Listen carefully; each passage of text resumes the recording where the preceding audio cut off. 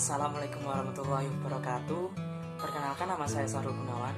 Saya dari Fakultas Ekonomi dan Bisnis jurusan Manajemen Universitas Wisnuwardana Malang. Di sini saya akan menjelaskan atau menjawab pertanyaan dari tugas pengantar bisnis. Soal nomor 1. Secara ringkas, jelaskan beberapa jenis badan usaha yang ada di Indonesia beserta cirinya. Nah, di badan usaha yang ada di Indonesia dibagi menjadi dua golongan. Yang pertama yaitu badan usaha milik negara atau BUMN dan badan usaha milik swasta atau BUMS. Nah, yang pertama adalah badan usaha milik negara atau BUMN. Di sini dibagi menjadi tiga golongan. Yang pertama yaitu perusahaan jawatan atau berjan, yang ciri-cirinya adalah bertujuan melayani kepentingan umum, dimiliki sepenuhnya oleh pemerintah, dipimpin oleh kepala jawatan, dan pegawainya berstatus pegawai. Nah, yang kedua adalah perusahaan umum atau perum.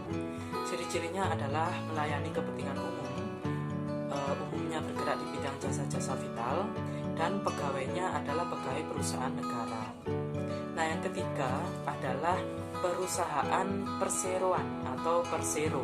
Ciri-cirinya adalah tujuan utama mencari keuntungan, modalnya terbagi dalam saham yang seluruh atau sebagian dimiliki negara, dan pemegang kekuasaan tinggi adalah rapat umum pemegang saham atau RUBS. Selanjutnya adalah yang kedua, yaitu badan usaha milik swasta atau BUMS. Di sini dibagi menjadi dua badan usaha, yaitu yang pertama perusahaan perseorangan atau individu, dengan ciri-cirinya adalah mudah membentuk dan membubarkannya, seluruh keuntungan dinikmati sendiri, dan tanggung jawab terbatas dan bisa melibatkan harta pribadi. Nah, yang kedua ada badan usaha persekutuan atau partnership. Di sini dibagi menjadi tiga, antara lain firma dengan ciri-cirinya yaitu setiap anggota firma memiliki hak untuk menjadi pemimpin. Seorang anggota mempunyai hak untuk membubarkan firma, dan keanggotaan firma melekat dan berlaku seumur hidup. Yang kedua yaitu persekutuan komoditer atau CV. Dengan ciri-cirinya yaitu sulit untuk menarik modal yang telah disetor, modal besar karena didirikan banyak pihak, dan mudah mendapatkan kredit pinjaman. Nah, yang ketiga adalah perseroan terbatas atau PT.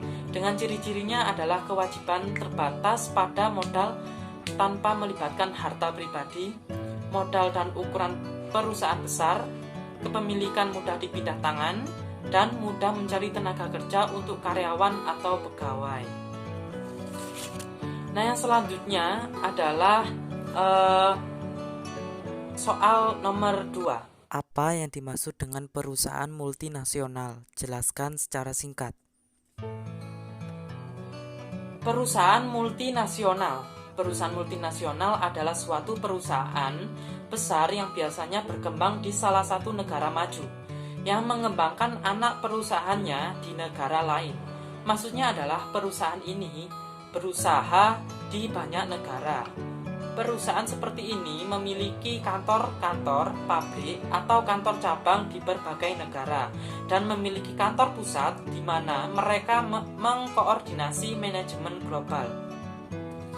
Yang selanjutnya adalah soal nomor 3. Jelaskan yang dimaksud dengan badan usaha milik negara atau BUMN dan sebutkan bentuk perusahaan BUMN tersebut. BUMN adalah salah satu badan usaha di mana modalnya dimiliki oleh pemerintah yang berasal dari kekayaan negara.